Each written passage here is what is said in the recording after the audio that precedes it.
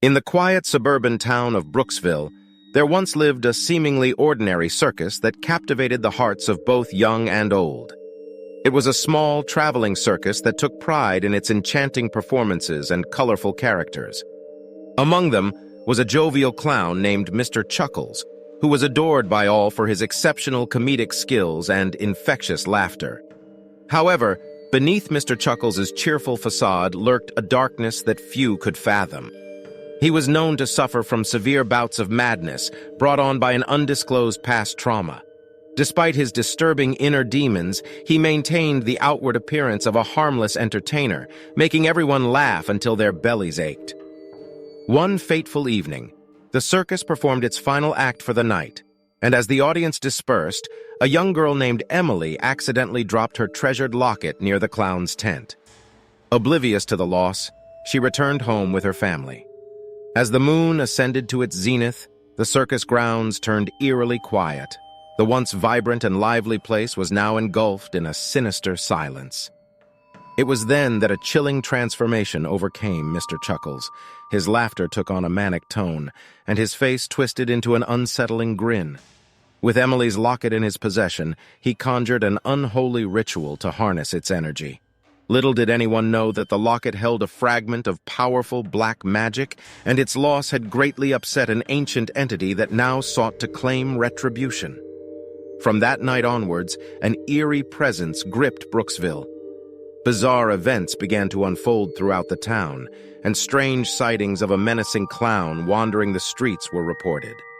People started to vanish, and the laughter that once brought joy now sparked terror in the hearts of the townsfolk.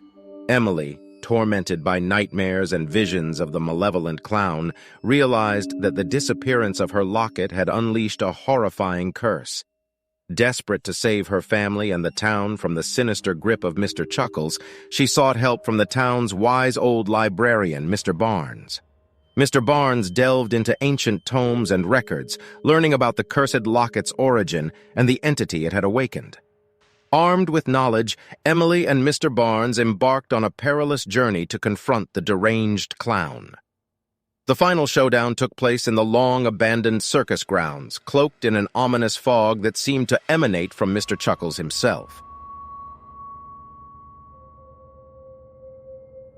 In the heart of the countryside stood an old abandoned carnival known as the Carnival of Nightmares.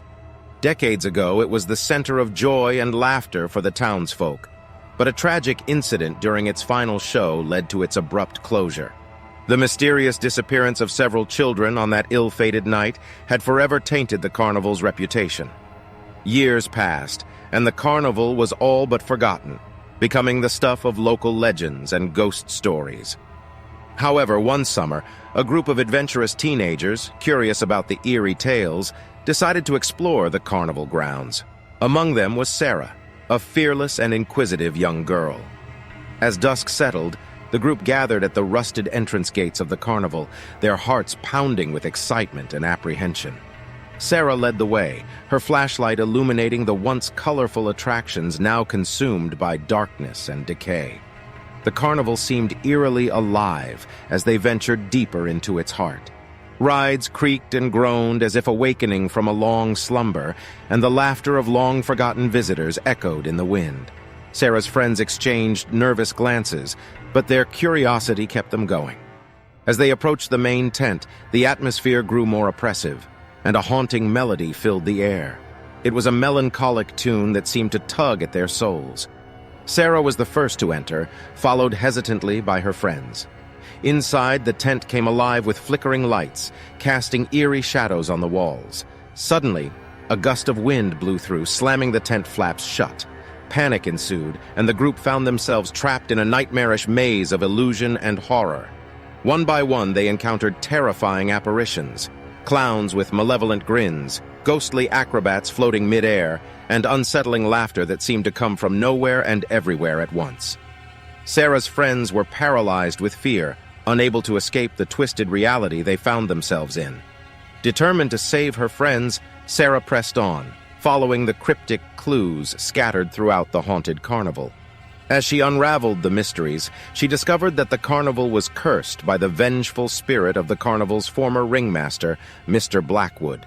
Consumed by greed and obsession, Mr. Blackwood had struck a dark deal with an otherworldly entity, sacrificing innocent children to maintain the carnival's prosperity. Sarah's heart raced as she realized that the restless spirits of the missing children still haunted the carnival, yearning for release from their torment. She knew that breaking the curse and setting them free was the only way to escape the Carnival of Nightmares. Drawing upon her inner strength, Sarah confronted the malevolent spirit of Mr. Blackwood. With courage and empathy, she pleaded with him to let go of his anger and find peace. As she spoke, the carnival's cursed enchantments began to wane. In a final act of redemption, Mr. Blackwood's spirit dissipated, and the carnival slowly faded away, leaving the group back outside the gates. The night sky was clear, and the moon shone brightly, as if cleansing the darkness that once shrouded the place. With their hearts pounding and a newfound appreciation for life, Sarah and her friends left the carnival, forever changed by their harrowing experience. The Carnival of Nightmares became a distant memory, a haunting reminder of the thin line between enchantment and malevolence. The teenagers promised to cherish every moment, knowing that life's most precious experiences are found not in the thrill of terror, but in the embrace of love, friendship, and the courage to face the darkest corners of their own hearts. And so, they returned to their town, leaving the Carnival of Nightmares to rest in eternal silence once more.